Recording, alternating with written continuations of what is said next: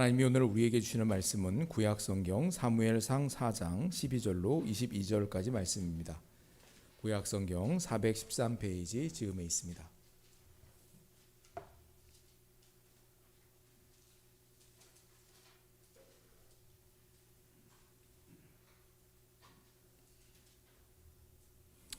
구약성경 413페이지 사무엘상 4장 12절로 22절까지 말씀입니다.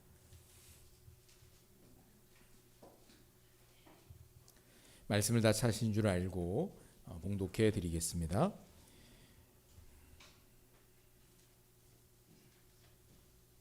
사무엘상 4장 12절로 22절입니다. 당일에 어떤 베냐민 사람이 진영에서 달려나와 자기의 옷을 찢고 자기의 머리에 티끌을 덮어쓰고 실로에 이르니라. 그가 이를 때는 엘리가 길 옆 자기의 의자에 앉아 기다리며 그의 마음이 하나님의 괴로 말미암아 떨릴 즈음이라. 그 사람이 성읍에 들어오며 알림에 온 성읍이 부르짖는지라. 엘리가 그 부르짖는 소리를 듣고 이르되 이 떠드는 소리는 어찌 됨이냐. 그 사람이 빨리 가서 엘리에게 말하니 그때 엘리의 나이가 98세라. 그의 눈이 어두워서 보지 못하더라. 그 사람이 엘리에게 말하되 나는 진중에서 나온 자라. 내가 오늘 진중에서 도망하여 왔나이다. 엘리가 이르되 내 아들아 일이 어떻게 되었느냐. 소식을 전하는 자가 대답하여 이르되 이스라엘이 블레셋 사람들 앞에서 도망하였고 백성 중에는 큰 살육이 있었고 당신의 두 아들 홈니와 비느하스도 죽임을 당하였고 하나님의 궤는 빼앗겼나이다. 하나님의 궤를 말할 때에 엘리가 자기 의자에서 뒤로 넘어져 문 곁에서 목이 부러져 죽었으니 나이가 많고 비대한 까닭이라. 그가 이스라엘의 사사가 된 지 40년이었더라.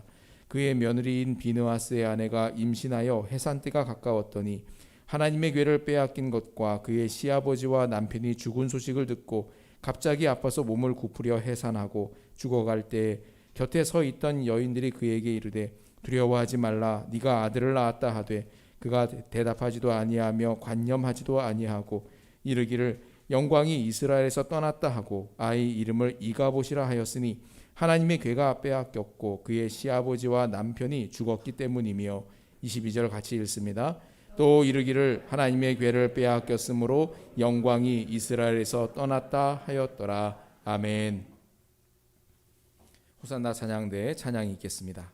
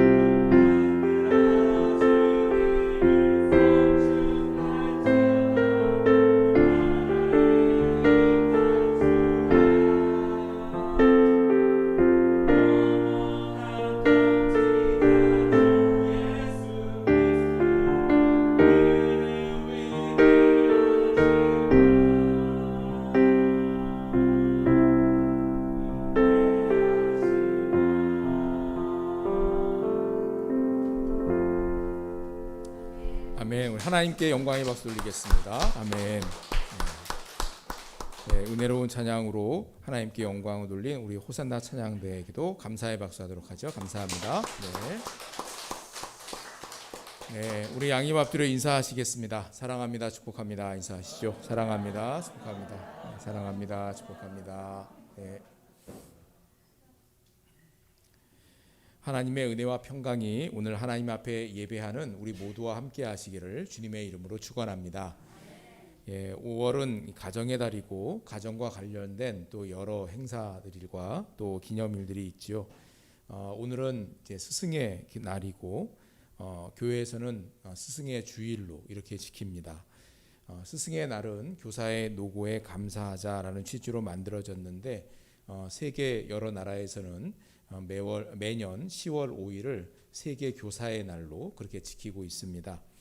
우리나라는 훈민정음을 창제하신 세종대왕의 탄신일인 5월 15일을 스승의 날로 정해서 지키고 있습니다.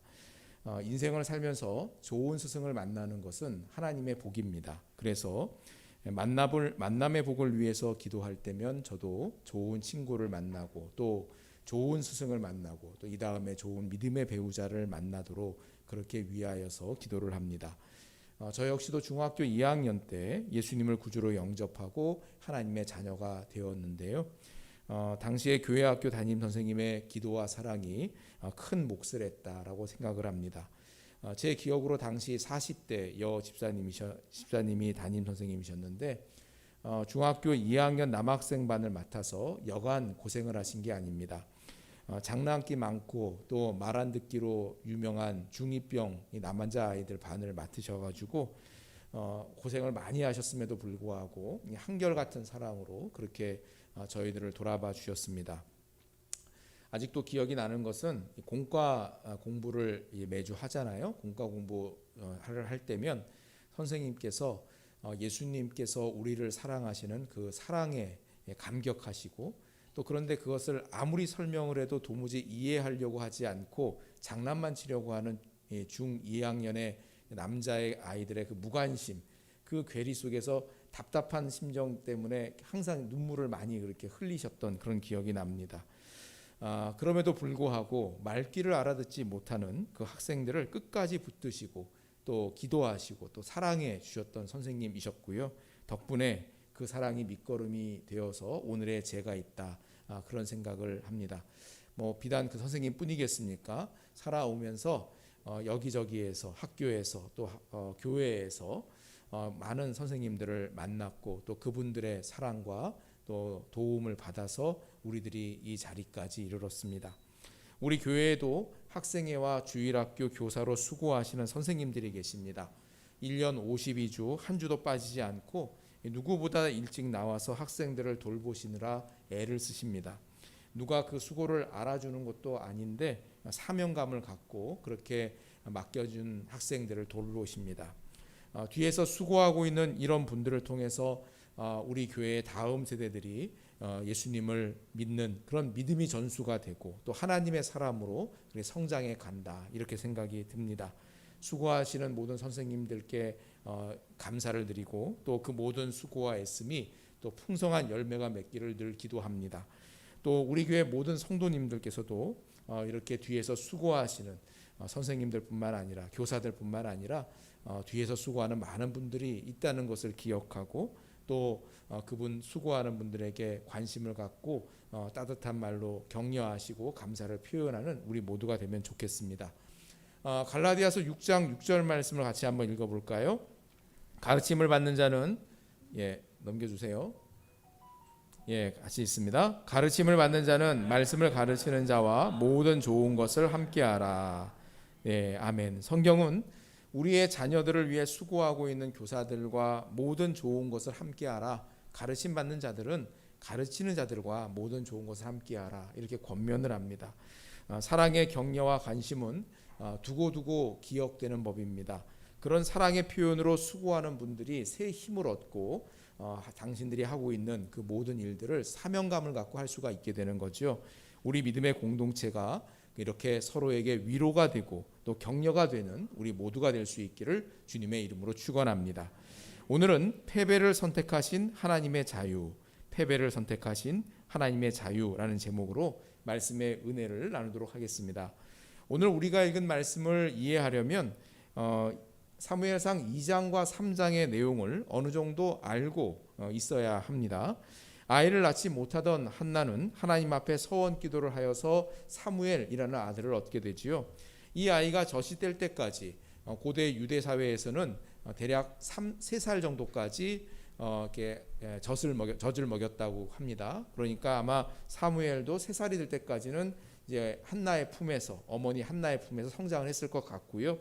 그렇게 젖을 뗀 이후에 엘리 제사장에게로 맡겨져서 하나님의 사람으로 자라도록 그렇게 양육을 받게 됩니다.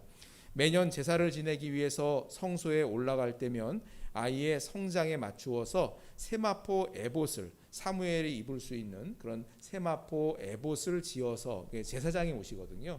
그걸 지어서 아이에게 너는 하나님의 사람이고 하나님을 섬기도록 그렇게 서원을 한 사람이다, 이거를 이해시키고 가르치기 위하여서 한나가 그렇게 옷을 지어서 이렇게 성소에 올라가서 옷을 주었다라고 얘기합니다. 그렇게 사무엘은 믿음의 자녀로 자라가게 됩니다. 반면에 엘리에게 두 아들 홈니와 비느하스가 있었습니다. 이들은 아버지의 뒤를 이은 제사장이었지만 하나님을 알지 못하는 불량한 자들이었다 말씀하지요. 그래서 하나님께 드릴 제물을 함부로 취하고 회막문에서 일하는 여인들과 동침을 하는 등 사악한 일을 그렇게 자행해 왔습니다. 그럼에도 엘리 제사장은 아들들을 제대로 가르치거나 통제하지를 못했습니다. 결국 하나님께서는 홈니와 비느하스를 제대로 양육하지 못한 엘리 제사장 가문을 심판하시기로 작정을 하시고 사무엘을 통해서 이러한 사실을 선고하게 하십니다. 사무엘서 기자는 사무엘과 엘리의 두 아들 홈니와 비느하스를 일부러 나란히 비교를 하고 있는 걸 볼 수 있습니다. 그러면서 하나님을 경외하는 백성과 하나님을 경외하지 않는 백성의 결말이 어떻게 다른지를 뚜렷하게 보여줍니다. 사무엘상 2장 30절 하반절을 같이 한번 읽어보겠습니다. 나를 존중히 여기는 자를 내가 존중히 여기고 나를 멸시하는 자를 내가 경멸하리라. 이 말씀은 사무엘서의 핵심이 되는 말씀입니다. 사무엘서에 등장하는 모든 인물들은 이 말씀을 기준으로 나뉘게 되고 하나님을 존중하는 길과 하나님을 멸시하는 길, 이 두 갈래 길에서 이들의 어떤 결말들을 맺게 되는지를 설명하고 있습니다. 사무엘은 하나님을 경외함으로 하나님께서 그와 함께 하셨고 사무엘이 하는 말이 하나도 땅에 떨어지지 않고 성취되는 그런 영적 지도자로서의 삶을 살아가게 됩니다.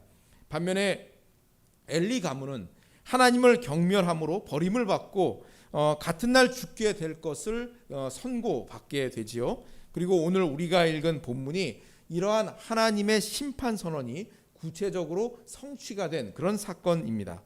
오늘을 사는 우리 역시 두 갈래 길 사이에 서 있습니다. 하나님을 경외함으로 하나님으로부터 존중이 여김을 받는 인생이 있고 하나님을 멸시함으로 하나님께 경멸이 여김을 받는 인생이 있습니다. 바라기는 말씀을 통해서 하나님께서 어떤 분이신지를 바르게 알고 하나님을 경외하는 백성으로 사는 저와 여러분들이 다 될 수 있기를 주님의 이름으로 축원합니다. 오늘 말씀을 통해서 성경은 하나님이 어떤 분이라고 우리들에게 가르쳐주고 있습니까? 첫째로 하나님은 사람이 마음대로 할 수 있는 대상이 아니시다, 이걸 얘기해 줍니다. 이스라엘이 블레셋과 전쟁을 하는 중이었습니다. 그런데 패했어요. 군사 4,000명이 죽었습니다.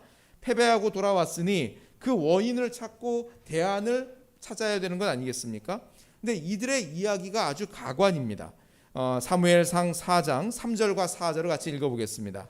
백성이 진영으로 돌아오매 이스라엘 장로들이 이르되 여호와께서 어찌하여 우리에게 오늘 블레셋 사람들 앞에 패하게 하셨는고 여호와의 언약궤를 실로에서 우리에게로 가져다가 우리 중에 있게 하여 그것으로 우리를 우리 원수들의 손에서 구원하게 하자 하니 이에 백성이 실로에 사람을 보내어 그룹 사이에 계신 만군의 여호와의 언약궤를 거기서 가져왔고 엘리의 두 아들 홈리와 비느하스는 하나님의 언약궤와 함께 거기에 있었더라.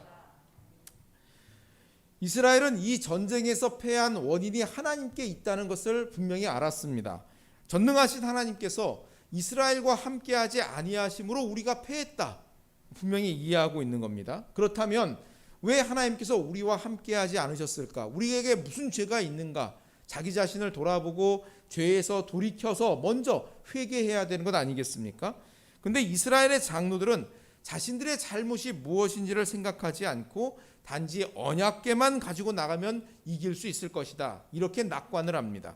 언약궤란 하나님의 임재를 상징합니다. 하나님께서 자신들과 함께하지 않으셨기 때문에 전쟁에서 패했으니 하나님의 임재를 상징하는 언약궤를 가지고 앞서 나가면 하나님께서 우리와 함께 하실 것이다, 이렇게 생각을 한 겁니다. 자신들의 잘못과 죄가 무엇인지를 돌아보지를 않습니다. 하나님을 자기 입맛대로 움직일 수 있다, 내가 원하는 곳으로 하나님을 모시고 갈 수 있다, 이렇게 생각을 하고 있는 겁니다. 이것은 하나님에 대한 무지로 인해서 이스라엘의 신앙이 얼마나 미신적인가, 이것을 보여줍니다. 언약궤로 인해서 이스라엘의 군대는 사기가 충천했습니다. 이야, 언약궤가 앞장서 왔으니 하나님이 우리와 함께 하실 것이고 이번에는 분명히 우리가 이기겠지, 하나님께서 자신들과 함께한다 생각하면서 그렇게 환호성을 질렀습니다. 근데 결과가 어떻습니까? 우리 사무엘상 4장 10절과 11절을 읽어보겠습니다. 블레셋 사람들이 쳤더니 이스라엘이 패하여 각기 장막으로 도망하였고 사륙이 심히 커서 이스라엘 보병에 엎드러진 자가 3만 명이었으며 하나님에게는 빼앗겼고 엘리의 두 아들 홈리와 비느하스는 죽임을 당하였더라. 1차 전투에서는 4천 명의 사상자가 났다면 언약궤를 앞세운 2차 전투에서는 무려 3만 명이나 죽임을 당하고 언약궤도 빼앗겼고 또 제사장 2명인 홈리와 비느하스도 거기서 죽었다라고 말씀합니다. 하나님의 주권을 인정하지 않고 하나님을 내 마음대로 좌지우지할 수 있다는 거짓된 신앙이 완전한 패배를 낳았습니다. 이스라엘 장로들은 하나님에 대한 지식이 없었습니다. 이들은 말씀이 희귀한 시대를 살면서 하나님을 제대로 만나본 경험이 없다 보니 나이가 들어 어영부영 그냥 장로의 자리에 올라간 지도자들이었을 뿐입니다. 그래서 하나님을 자기 마음대로 할 수 있다고 생각했던 겁니다. 여러분, 이 말씀들을 통해서 우리는 하나님을 믿는다 하면서도 우상 숭배하듯이 하나님을 믿을 수 있다는 것을 알 수가 있습니다. 그러니까 교회에 와서 신앙생활을 하고 똑같은 용어를 사용하면서 하나님, 예수님, 성령님, 삼위일체 하나님, 혹은 은혜, 구원, 이런 것들요. 기독교 용어를 써요. 똑같이 찬송을 부르고 똑같이 성경을 읽는데 우상 숭배하듯이 하나님을 믿을 수 있구나라는 걸 알 수가 있어요. 그리고 생각보다 꽤 많은 사람이 이런 식의 신앙생활을 합니다. 저희 집안은 어머니께서 제일 먼저 신앙생활을 시작을 하셨고 어머니의 뒤를 따라서 저와 동생들이 교회에 나가게 되었습니다. 그리고 맨 마지막에 지금은 고인이 되신 아버지께서 막내 동생의 초등학교 때인데요, 막내 동생의 전도를 받고 신앙생활을 시작하게 됩니다. 저희 남동생이 초등학생일 때 아빠가 교회에 나오시면 제가 더 열심히 공부할게요 하면서 아빠를 전도했어요.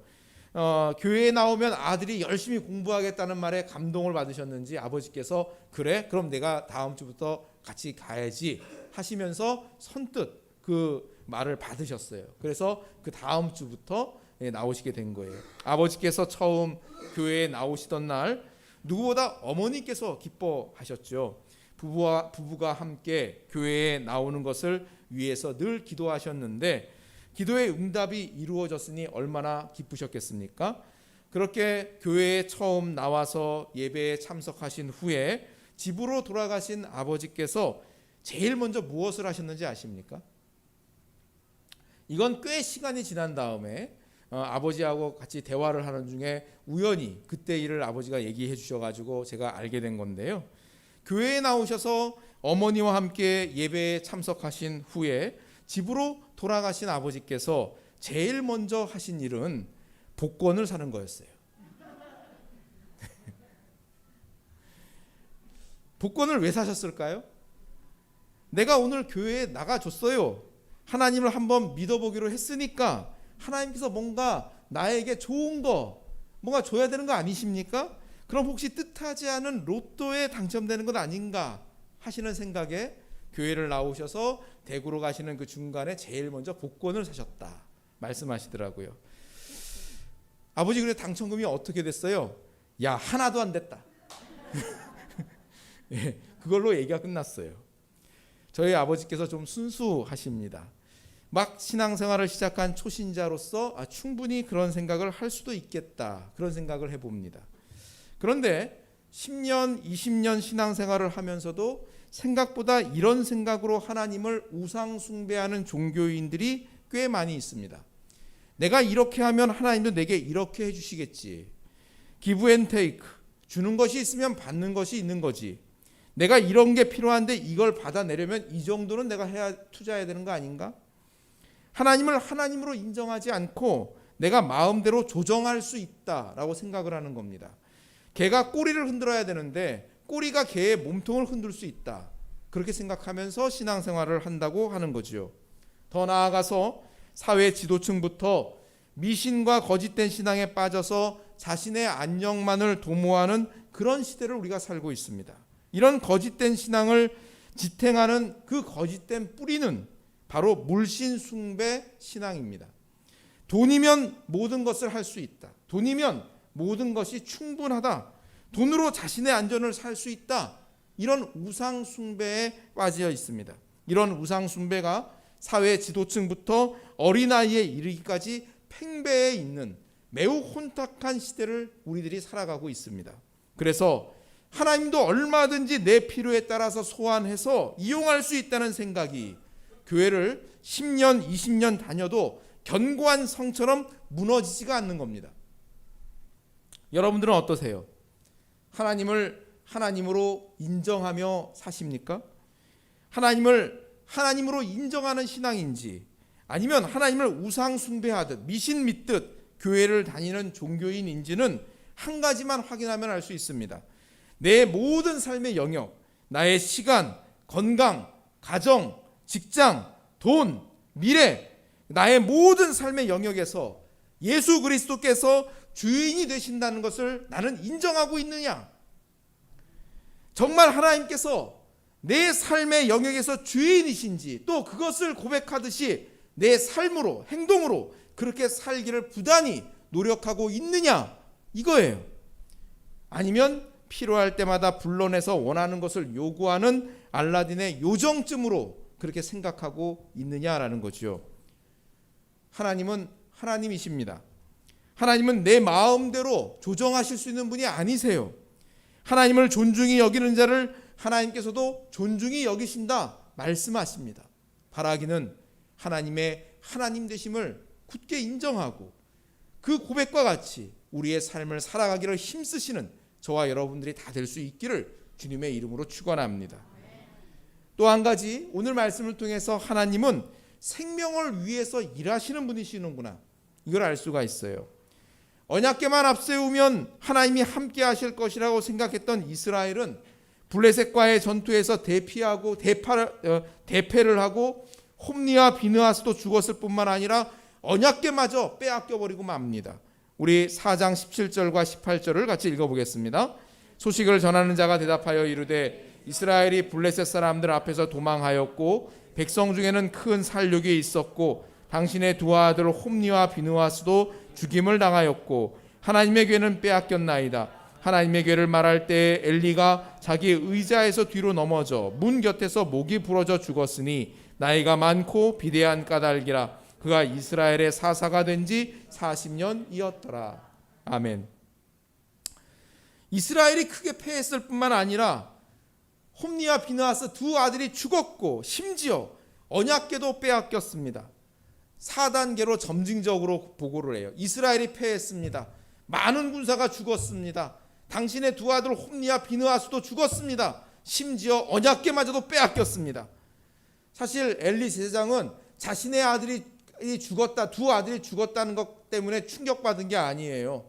이미 그 이전에 사무엘을 통하여서 하나님께서 어떻게 죽게 될 것을 예고하셨고, 엘리 지장은 자신의 죄구나, 하나님께서는 의로우시니 의로운 뜻대로 하실 것이다 하면서 그거를 용납하고 받아들였었어요.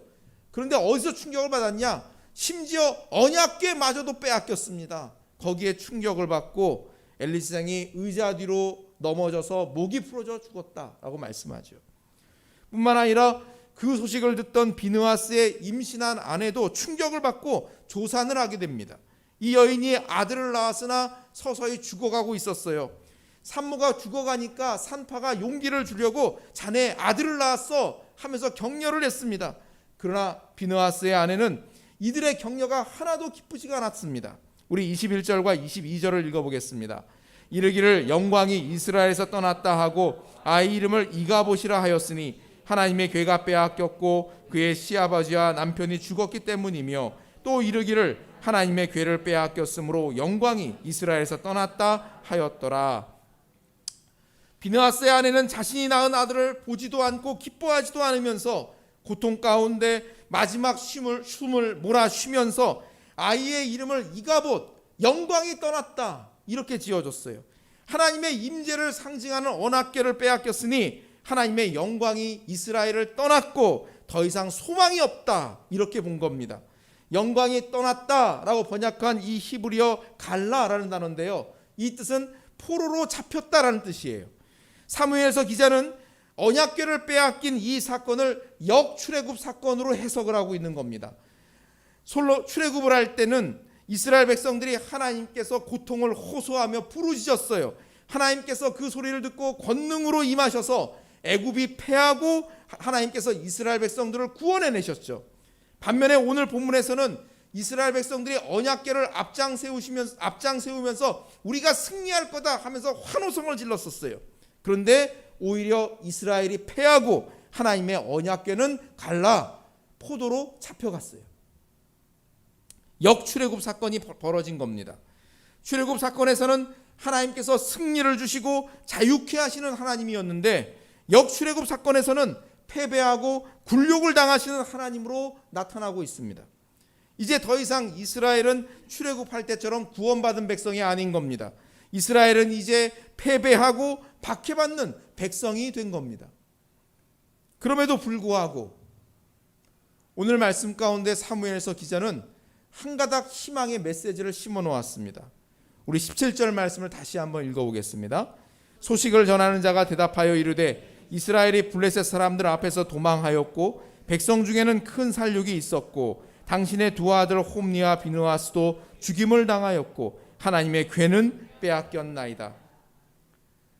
이 말씀 가운데 소식을 전하는 자로 번역한 히브리어 메바세르라는 단어를 썼는데요, 이 단어는 좋은 소식을 전하는 사람에게 흔히 사용되는 단어예요. 신약 성경에서는 복음 전도자 유한겔리온에게 그런 의미로 쓰인 단어입니다. 아니, 이스라엘이 대패를 했고 홈니와 비느하스 제사장들은 다 죽었고 언약궤는 빼앗겼다는 사실을 알리는 사람을 메바세르, 좋은 소식을 전하는 사람이라고 표현을 한 겁니다. 사무엘서 기자는 왜 이 사람을 좋은 소식을 전하는 사람이라고 표현했을까요?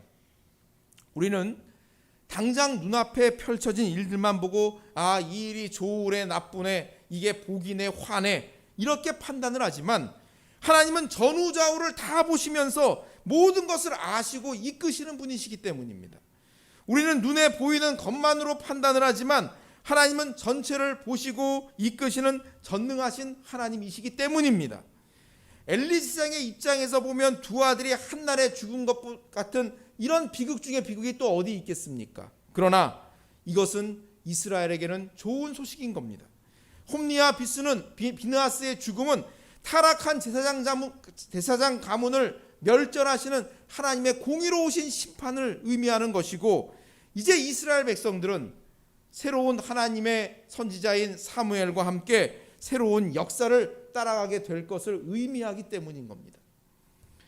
만일 이러한 사건이 없다면 이스라엘은 계속해서 하나님을 내 마음대로 할 수 있다는 거짓된 신앙과 미신에 빠져서 죄악의 길을 전전하다가 결국은 망할 수밖에 없을 겁니다. 때문에 하나님께서는 스스로 포로가 될지언정 이스라엘을 구원하시기 위해서 생명의 길을 선택하신 겁니다. 하나님께서 이방 민족의 포로가 되신 것은 힘이 없어서도 아니고 우연히 그렇게 된 것도 아닙니다. 그것만이 당신의 사랑하는 백성들의 그 잘못된 생각과 거짓된 믿음을 고치고 주님께로 돌이키는 방법이기 때문입니다. 하나님을 믿는다 하면서도 우상 숭배 수준으로 믿는 이스라엘의 그 타락한 심령을 치료하는 방법이 이것이기 때문에 전능하신 하나님께서 일개 이방 민족의 포로로 스스로 자처하여 가신 겁니다.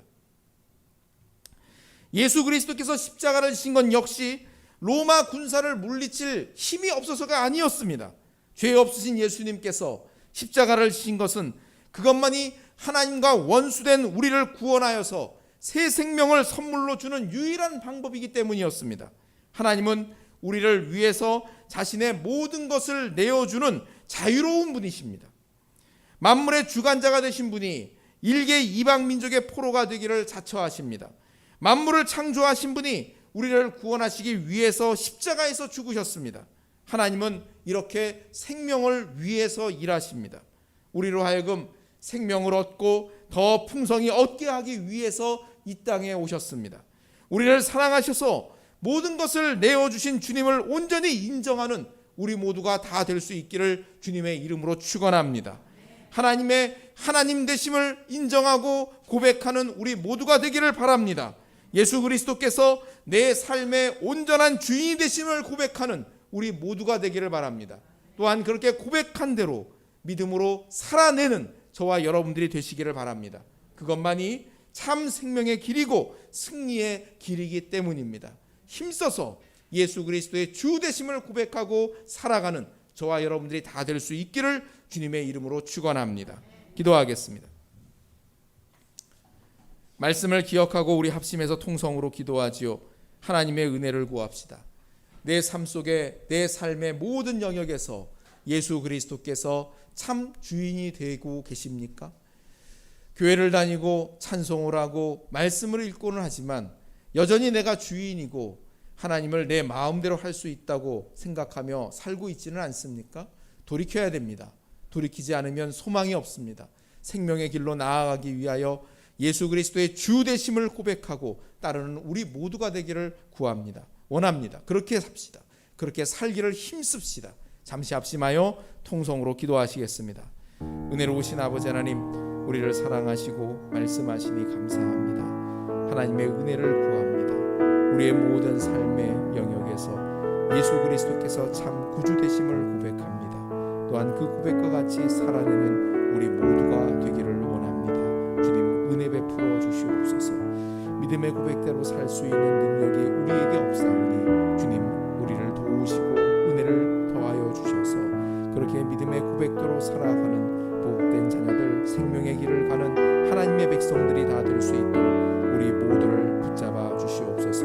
물신 숭배 사상이 팽배하여서 돈으로 무엇인지 할 수 있다고 믿는 세상 속에서, 돈으로 자신의 안전을 살 수 있다고 생각하는 세상 속에서 오직 예수 그리스도 주님만이 우리의 참된 구주가 되시고 우리의 안전한 반석이 되신다는 것을 고백하고 따르는 우리 모두 되기를 원하고, 그것을 우리의 입술로, 우리의 삶으로, 우리의 모든 것으로 고백하고 증거하는 백성들이 될 수 있기를 원합니다. 주님 우리 안에 은혜 더하여 주옵소서. 주님 우리 안에 함께하여 주시옵소서. 우리의 고백이 참 고백되기를 원하고 우리의 고백이 우리의 삶의 모양으로 나타날 수 있도록 인도하여 주시옵소서.